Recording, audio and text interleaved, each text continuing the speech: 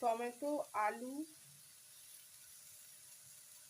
এবং পটল এবং কুমড়োর তরকারিটা বিভিন্ন মশলার সহযোগে এই দ্বিতীয় এপিসোডটা দেখাচ্ছি।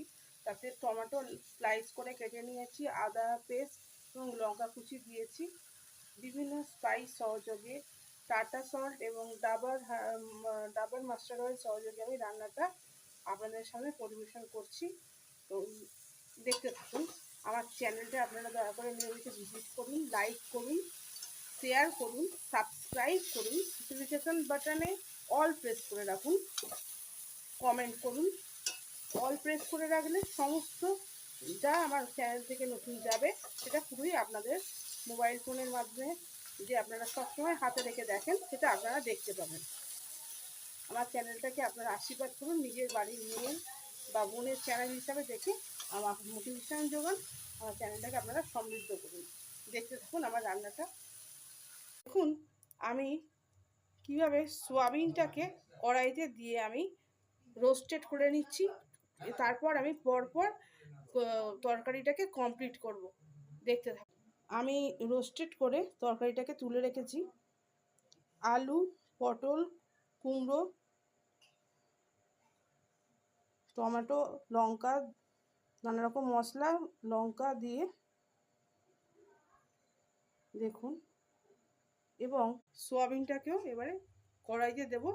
হালকা আমি বয়েল করে নিয়ে জলটা ছেড়ে ফেলে দিয়ে এবারে আমি ভেজে নেব। তার টেস্ট বৃদ্ধি করার জন্য টোটাল এইভাবেই তরকারিটা করব। দেখুন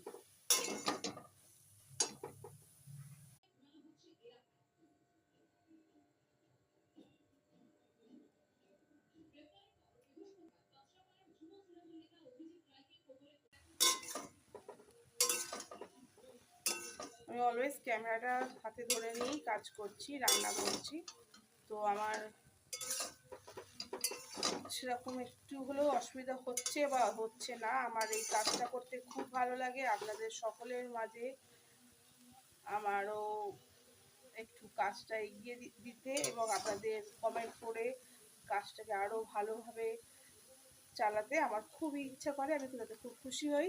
দেখতে থাকুন আমার প্রোগ্রাম অনুষ্ঠানগুলো নিয়মিত। পা দিয়ে নিলাম, রান্নাটা করছি।